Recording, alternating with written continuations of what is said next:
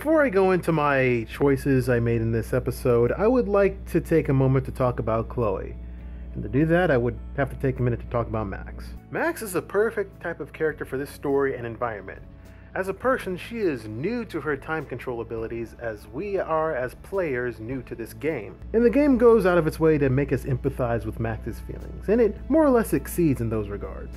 Like in a lot of choice and consequences games, a lot of your choices in the game are predetermined by what the character themselves would do, and a lot of Max's choices have a lot of moral standings. So it's not only easy for the player to understand where Max's choices are coming from, it's also easy for the player to immerse themselves in that character. Now, Chloe is understandably a character not many people are very fond of, but I think that's the intended purpose.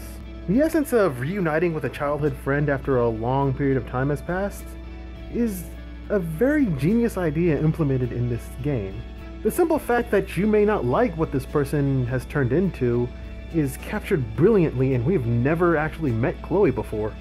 Not that she's completely irredeemable, there's certain charms to her. Like Max said before, she's more outgoing and dangerous. And we've been shown that Max admires that in Chloe, and we can also admire that, well, Max admires that.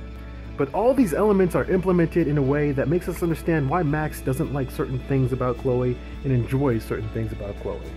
This episode greatly emphasizes those reasons, because in this episode, more than others, Chloe is more aggressively obnoxious than she has ever before, because her entire world is crashing down upon her. She's finding out truths that she didn't want to hear, and it all stems from the tragic day of her father's death. Now, tragedy changes people. That's no different in this game. Chloe was a happier person when she was younger.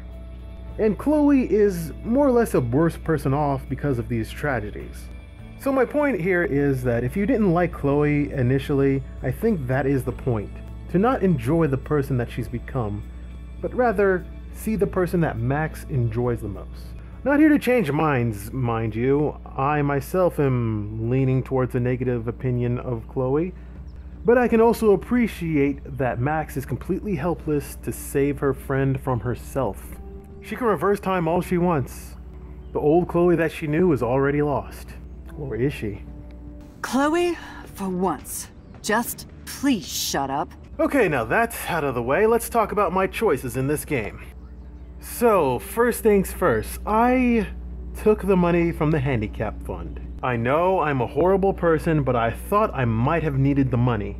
And turns out I fucking didn't need the money. I was able to talk my way out of it with a few illicit time travel conversation with Nathan Prescott of all people. I also kissed Chloe. I didn't see a downside to it, so I did it. Just to show Chloe that we have balls.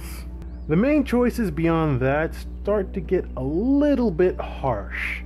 Like the choice between breaking up a family or siding with an asshole. I went for the choice that doesn't make Chloe's life harder in the long run.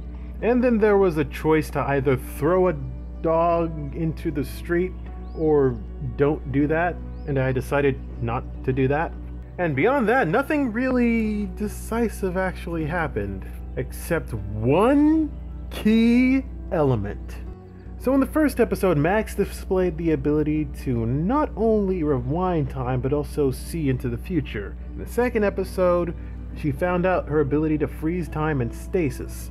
This episode, she is able to travel years back in time, alter specific key points in that time of junction, and then alter the future completely.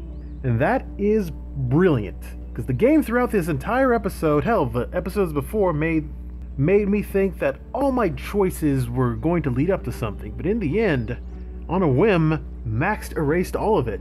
However, there is some ironic karma that I took money from a handicap fund and then Chloe in this new alternate future is in a wheelchair.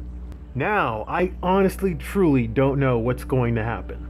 Other choices I made in this episode are kind of somewhat superficial, as I didn't spend as much time in dialogue box as I did in the last two episodes. Talking to people didn't seem as much as a thing this episode. However, I did talk to Dana and Taylor at the beginning, and there was that run-in with the principal in front of the girls' dorm. Also talked to the cop, the trucker, the homeless lady, the fishermen, got some really nice insight on what was going on in the world around us and preparing for that huge cataclysm that's going to tear this world apart. But really, all those conversations did turn out to be trivial. Since Max altered the events in the past, all of that got retconned. And now we are only left to ponder, what if? Yeah, I get it now. I also didn't know that this part right here was a get up prompt, as the scene itself was very serene. I just wanted to sit back and see what happens. And yeah, it captures the idea of just lazing around pretty well. All in all, this game has got me wrapped around its finger, and I'm ready for the very next installment. Bring on the Vortex Club.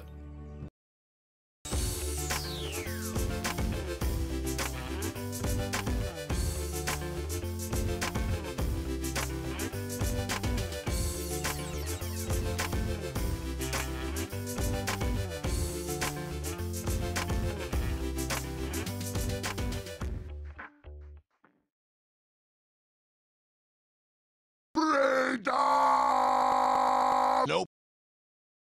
Nope. Nope. Oh! Now you fucked up! Fuck yourself. Give me that butt! No! Give me that